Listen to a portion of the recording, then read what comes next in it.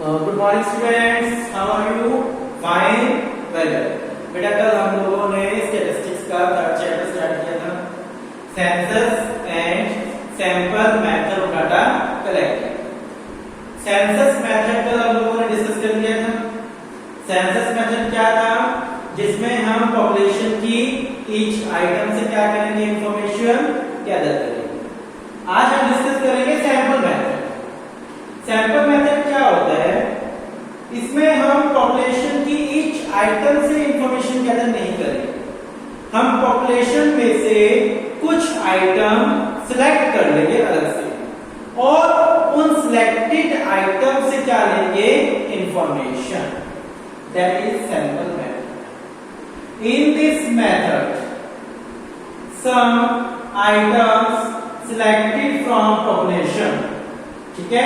इस मेथड में हम क्या करेंगे, कुछ आइटम सिलेक्ट कर लेंगे पॉपुलेशन में से and data is collected from those selected items and data collect करेंगे उन सिलेक्टेड आइटम्स, ठीक है? इस मेथड में हम क्या करेंगे, पॉपुलेशन में से कुछ आइटम्स को सिलेक्ट कर लेंगे और फिर डाटा किससे कलेक्ट करेंगे, उन सिलेक्टेड आइटम से। जैसे कि एग्जांपल के तौर पर 50 स्टूडेंट्स ऑफ क्लास के अंदर मैंने 50 में से 20 स्टूडेंट्स क्या कर लिए, सिलेक्ट कर लिए।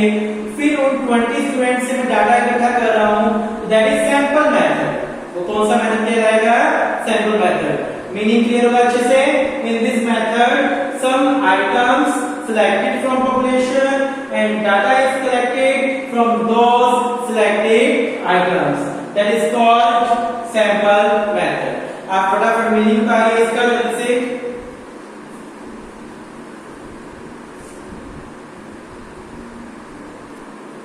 देखिए बेटा, सुटेबिलिटी सैंपल मेथड कहां सुटेबल होगा? इस मेथड को हम लोग कहां यूज कर सकते हैं, जहां पॉपुलेशन क्या हो, लार्ज हो। जहां पॉपुलेशन साइज लार्ज हो वहां पर सैंपल मेथड को ही यूज किया जाता है। वहां हर आइटम से इंफॉर्मेशन ना लेकर उस लार्ज पॉपुलेशन में से कुछ आइटम को सेलेक्ट करके इंफॉर्मेशन गैदर की जाती है। तो ये मेथड कहां से होता है, जहां पॉपुलेशन साइज क्या हो, large. High degree of accuracy data not required, जहां हमें डाटा बिल्कुल एक्यूरेट की रिक्वायरमेंट ना हो, जहां मुझे डाटा एग्जैक्ट एक्यूरेट रिक्वायर्ड ना हो, वहां मैं सैंपल मेथड को क्या कर सकता हूं, यूज। जहां मुझे डाटा बिल्कुल एक्यूरेट चाहिए, बिल्कुल एग्जैक्ट चाहिए, वहां तो मुझे सेंसस मेथड यूज करना पड़ेगा। लेकिन जहां पर मुझे डाटा लेस एक्यूरेट से काम चल जाएगा, मेरा एक्यूरेसी जहां ज्यादा इंपॉर्टेंट ना हो, वहां सैंपल मेथड को हम लोग क्या कर सकते हैं, यूज कर सकते हैं। दोनों पॉइंट क्लियर है बिल्कुल? जहां पॉपुलेशन साइज लार्ज हो वहां सैंपल मेथड सुटेबल है, जहां हाई एक्यूरेसी की रिक्वायरमेंट ना हो वहां सैंपल मेथड सुटेबल है, जहां intensive examination is not required, जहां डाटा को बहुत ही डीप में जाकर एग्जामिनेशन करने की रिक्वायरमेंट ना हो, वहां भी सैंपल मेथड सुटेबल है। जहां मुझे डाटा को बहुत ही डीप में जाकर एग्जामिनेशन करना पड़ता है, जहां मुझे इंटेंसिव एग्जामिनेशन की रिक्वायरमेंट होती है, वहां तो सेंसस मेथड यूज करेंगे। जहां इंटेंसिव एग्जामिनेशन की रिक्वायरमेंट ना हो वहां हम लोग सैंपल मेथड यूज करेंगे। जहां आइटम्स, सभी आइटम्स होमोजेनियस हो, जहां आइटम सेम नेचर की हो, जितनी भी आइटम है पॉपुलेशन के अंदर वो क्या हो, बिल्कुल सेम नेचर की हो, तो सबसे इंफॉर्मेशन लेना टाइम वेस्ट होगा। जहां डाइवर्सिफिकेशन ना हो वहां हर बंदे से इंफॉर्मेशन लेना टाइम वेस्ट होगा। जहां आइटम सभी सेम नेचर की हो वहां सैंपल मेथड क्या रहेगा, सुटेबल रहेगा। सो सैंपल मेथड कहां सुटेबल होगा, जहां पॉपुलेशन साइज लार्ज हो, जहां हाई एक्यूरेसी डाटा की रिक्वायरमेंट ना हो, जहां इंटेंसिव एग्जामिनेशन की रिक्वायरमेंट ना हो, जहां पर आइटम सभी सेम नेचर की हो, वहां हम लोग सैंपल मेथड को यूज करेंगे। सो ये फोर सुटेबिलिटी है सैंपल मेथड की, नोट डाउन करिए।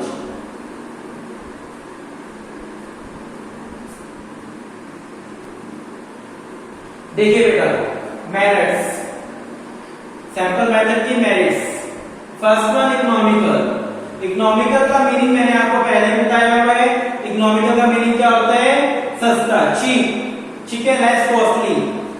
सैंपल मेथड जो है वो लेस कॉस्टली मेथड है, क्योंकि सैंपल मेथड में हमें हर आइटम से इंफॉर्मेशन नहीं देनी, सो यहाँ पर लार्ज मैन पावर की रिक्वायरमेंट भी नहीं होगी, ठीक है ना। जैसे आपने पढ़ा था सेंसस मेथड में हमें लार्ज मैन पावर की रिक्वायरमेंट होती है। जब लार्ज मैन पावर की रिक्वायरमेंट होगी तो वहां पर खर्चा भी ज्यादा लगेगा, कॉस्टली सिस्टम होगा वो। लेकिन यहाँ पर हमें हर आइटम से इंफॉर्मेशन नहीं देनी, सो हमें लार्ज मैन पावर की रिक्वायरमेंट भी नहीं है, हमें स्मॉल मैन पावर की रिक्वायरमेंट होती है। So sample method is a economical method. ये मेथड आपका क्या है? इकोनॉमिकल मेथड है। टाइम सेविंग, यहाँ पर टाइम की भी सेविंग होती है। टाइम की सेविंग कैसे होती है? क्योंकि हमें हर आइटम से इंफॉर्मेशन नहीं देनी, तो हमारा टाइम क्या होगा? सेव होगा, ठीक है। दोनों मेरिट क्लियर आपको? इकोनॉमिकल है, लेस कॉस्टली है और टाइम सेव होता है इस मेथड में हमारा। Third, large investigation. इस मेथड से हम लार्ज इन्वेस्टिगेशन कर सकते हैं, यानी लार्ज एरिया क्या कर सकते हैं? कवर कर सकते हैं। जैसे कि सेंसस मेथड में हम लोग लार्ज एरिया कवर नहीं कर सकते, लेकिन सैंपल मेथड की हेल्प से हम लोग लार्ज इन्वेस्टिगेशन कर सकते हैं, क्योंकि हमें लार्ज पॉपुलेशन में से कुछ आइटम सेलेक्ट करके उन आइटम से इंफॉर्मेशन लेनी है, सो लार्ज इन्वेस्टिगेशन भी पॉसिबल है। मोर साइंटिफिक, ये मेथड बहुत साइंटिफिक है। प्रैक्टिकली रियल लाइफ में ये वाला मेथड ही ज्यादा यूज होता है।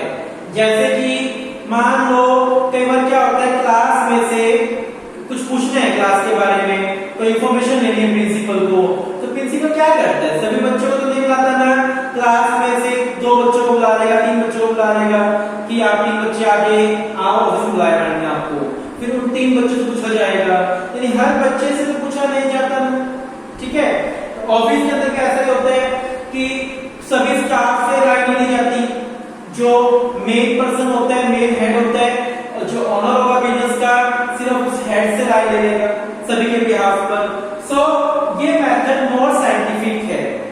इस मेथड को साइंटिफिक इसलिए बोला गया है कि प्रैक्टिकली ये वाला मेथड ही रियल लाइफ में हर जगह मोस्टली यूज होता है, ठीक है। एडमिनिस्ट्रेटिव कन्वीनियंस, एडमिनिस्ट्रेशन का मतलब होता है संभालना, एडमिनिस्ट्रेशन का मतलब होता है संभालना, कन्वीनियंस का मतलब सुविधा। मान लो एक क्लास के अंदर 200 बच्चे हैं और एक क्लास के अंदर 50 बच्चे हैं, तो टीचर को कहां संभालने में इजी होगा?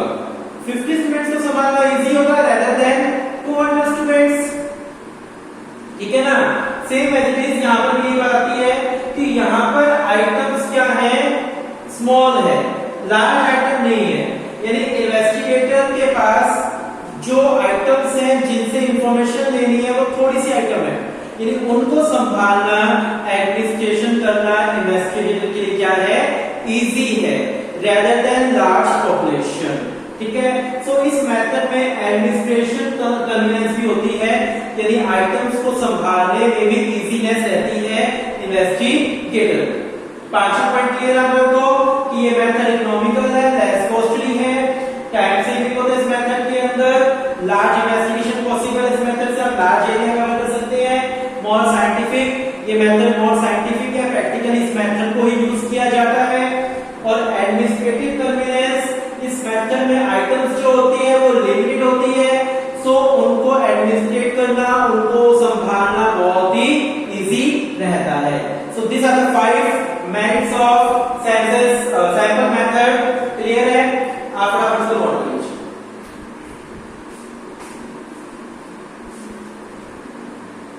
चलिए बेटा देखिए, लास्ट टॉपिक इसका डिमेरिट्स। सैंपल मेथड के डिमेरिट्स भी हैं, ठीक है। जहां सैंपलिंग मेथड में कुछ फायदे हैं तो इसमें कुछ कमियां भी है। First demerit, partiality. Sampling method में पार्शियलिटी होने के चांस बहुत ज्यादा होते हैं। कैसे? जैसे कि ये कहा गया कि 50 स्टूडेंट में से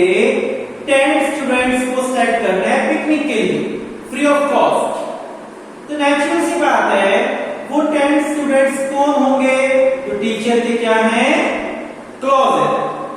ठीक है ना, बात आ रही समझ। इसको आप सिर्फ प्रैक्टिकल होकर सोचना है और कुछ नहीं करना, आपको दिल से मत लेना, सिर्फ प्रैक्टिकल होकर सोचना है। ठीक है, कि मुझे 50 स्टूडेंट में से 10 स्टूडेंट सिलेक्ट करने हैं, तो 10 स्टूडेंट वो होंगे जो टीचर के क्लोज होंगे। यानी इस मेथड में कहीं ना कहीं पार्शियलिटी होने के चांस होते हैं। ठीक है, इस मेथड में पार्शियलिटी होने के चांस होते हैं। रॉन्ग कंक्लूजन, इस मेथड से कई बार रॉन्ग कंक्लूजन भी निकल जाता है। कैसे? किसी टीचर से रिगार्डिंग कुछ पूछना है, जैसे मैंने थोड़ी देर पहले एग्जांपल लिया था कि हो सकता है कुछ बच्चे फेवर में हो टीचर के, कुछ बच्चे फेवर में ना हो। ठीक है, अब मुझे टीचर से रिगार्डिंग कुछ पूछना है बच्चों से। बाय चांस सैंपल में वो लोग सेलेक्ट हो गए जो उस टीचर की फेवर में नहीं है, तो वो तो नेगेटिव व्यू देंगे, नेगेटिव व्यू देंगे। जबकि ज्यादा बच्चे फेवर में थे, कम बच्चे फेवर में नहीं थे, जो बच्चे नहीं पढ़ते थे वो फेवर में नहीं थे, क्योंकि टीचर पढ़ाने वाला था मान लो, तो वहां पर वो बच्चे वो सेलेक्ट हो गए जो फेवर में नहीं थे, और उन्होंने गलत इंफॉर्मेशन दी। गलत इंफॉर्मेशन के बेस पर कंक्लूजन भी गलत आया। सो इस मेथड में कई बार गलत सैंपल सिलेक्ट हो जाता है। सैंपल गलत सेलेक्ट होने से उसका कंक्लूजन भी गलत ही आता है। दोनों पॉइंट क्लियर है? इस मेथड में पार्शियलिटी होने के चांस बहुत ज्यादा है। इस मेथड से कई बार रॉन्ग सैंपल सेलेक्ट होने से रॉन्ग इंफॉर्मेशन मिलती है, और रॉन्ग इंफॉर्मेशन मिलने से कंक्लूजन भी रॉन्ग ही आता है। Third, difficulty in selecting sample. सबसे बड़ी प्रॉब्लम क्या है इस मेथड की? सैंपल सेलेक्ट करना। 50 में से मुझे 10 स्टूडेंट सेलेक्ट करने हैं, तो मेरे लिए बहुत मुश्किल टास्क है ये कि 40 स्टूडेंट्स को क्विट करना और 10 सेलेक्ट करना बहुत मुश्किल है ये। तो सबसे बड़ी प्रॉब्लम क्या होती है सैंपल मेथड के अंदर कि आइटम्स को सिलेक्ट करना आउट ऑफ पॉपुलेशन। ठीक है, कहीं गलत आइटम ना सिलेक्ट हो जाए, या फिर बाकी आइटम्स को मौका नहीं मिला अपनी बात कहने का, कुछ भी व्हाटएवर। तो इस मेथड की सबसे बड़ी प्रॉब्लम क्या है? इस मेथड में सैंपल को सिलेक्ट करना बहुत डिफिकल्ट है। तीनों डिमेरिट्स क्लियर आपको? इस मेथड में पार्शियलिटी होती है, इस मेथड में रॉन्ग कंक्लूजन होने के चांस ज्यादा है। सबसे बड़ी डिफिकल्टी क्या आती है? सिलेक्शन करना। किस चीज का सिलेक्शन? सैंपल को सिलेक्ट करने में क्या आती है? डिफिकल्टी आती है। डिफिकल्टी इन फ्रेमिंग सैंपल, ये था आपका सिलेक्टिंग सैंपल। सैंपल को सिलेक्ट करने में डिफिकल्टी आती है, ये फ्रेम करने में डिफिकल्टी आती है। फ्रेम का मतलब होता है एक सांचे में उनको ढाल के रखना, मतलब बनाए रखना। फ्रेमिंग करने में डिफिकल्टी कैसे आती है? कि मान लो जो सैंपल हमने सेलेक्ट किया है, जो आइटम्स हमने सेलेक्ट करी है, वो सभी की सभी आइटम्स डिफरेंट नेचर की है, वो सभी की सभी आइटम्स डाइवर्सिफाइड है। ये मान अरे बात समझ कि हमने जितनी भी आइटम सेलेक्ट करी है वो सभी आइटम्स डाइवर्सिफाइड है, डाइवर्सिफाइड नेचर की है। तो ऐसे केस में उन सभी आइटम्स को उनके डिफरेंट नेचर होने के कारण एक फ्रेम में बनाए रखना बहुत ही डिफिकल्ट टास्क होगा। ठीक है, फिर आइए बात समझ आप लोगों को कि सिलेक्टिंग करना डिफिकल्ट है सैंपल। अगर सैंपल यानी आइटम्स जो है डिफरेंट नेचर की है, सभी आइटम्स अगर डाइवर्सिफाई है, तो उन्हें फ्रेम करना बहुत डिफिकल्ट होगा। ठीक है, क्लियर है 44 आपको? Then last, specialised knowledge. Item select करने के लिए क्या चाहिए मुझे? एक्सपर्ट बंदा। मुझे एक ऐसा पर्सन चाहिए जो स्पेशलाइज्ड नॉलेज रखता हो, जो इस काम में एक्सपर्ट हो, जो सभी के बारे में, सभी आइटम्स के बारे में जान के बेस्ट आइटम्स को क्या कर सके? सिलेक्ट कर सके। ऐसा स्पेशलाइज्ड नॉलेज यानी एक्सपर्टाइज बंदा मिलना इजी नहीं होगा। ऐसा एक्सपर्टाइज मिलना बहुत मुश्किल होता है। जिसको स्पेशलाइज्ड नॉलेज हो, जिसको हर कैरेक्टरिस्टिक्स के बारे में नॉलेज हो, जो डाइवर्सिफाइड आइटम्स की नॉलेज रखता हो, और उसके बावजूद वो उनमें से सैंपल को क्या कर ले, सिलेक्ट कर ले। सो यहाँ पर स्पेशलाइज्ड नॉलेज की रिक्वायरमेंट होती है, यहाँ पर एक्सपर्ट की रिक्वायरमेंट होती है, और एक्सपर्ट को मिलना, एक्सपर्ट हमें मिलना इजी टास्क नहीं है। सो क्लियर आप लोगों को डिमेरिट्स कि इस मेथड में पार्शियलिटी होने के चांस ज्यादा होते हैं, रॉन्ग कंक्लूजन होता है बिकॉज कई बार रॉन्ग सैंपल सेलेक्ट हो गया, रॉन्ग सैंपल सेलेक्ट हुआ तो उसने इंफॉर्मेशन भी हमें रॉन्ग दी, सो हमारा कंक्लूजन भी क्या आएगा, रॉन्ग आएगा। सैंपल को सिलेक्ट करना बहुत डिफिकल्ट है, सैंपल को फ्रेम करना बहुत डिफिकल्ट है, ठीक है। फ्रेमिंग में डिफिकल्टी क्यों आती है, अगर वो जितनी भी आइटम्स है वो डाइवर्सिफाइड नेचर की हो तो उन्हें फ्रेम करना बहुत डिफिकल्ट है। स्पेशलाइज्ड नॉलेज, हमें यहाँ क्या चाहिए, स्पेशलाइज्ड नॉलेज की रिक्वायरमेंट। गॉट इट, अच्छे से क्लियर है चैप्टर, आ रहा है समझ आप लोगों को। कल आपने सेंसस मेथड पढ़ा, आज आप लोगों ने सैंपल मेथड पढ़ा। आगे टॉपिक आएगा सैंपल मेथड के टेक्निक्स, ठीक है, सैंपलिंग मेथड की टेक्निक्स। बहुत ही इजी चैप्टर है, बस ध्यान से समझना है और आपको पढ़ना है। सभी पॉइंट्स क्लियर हो गए होंगे, ठीक है। फिर भी कोई डाउट है आप मेरे से ले लेना। Thank you.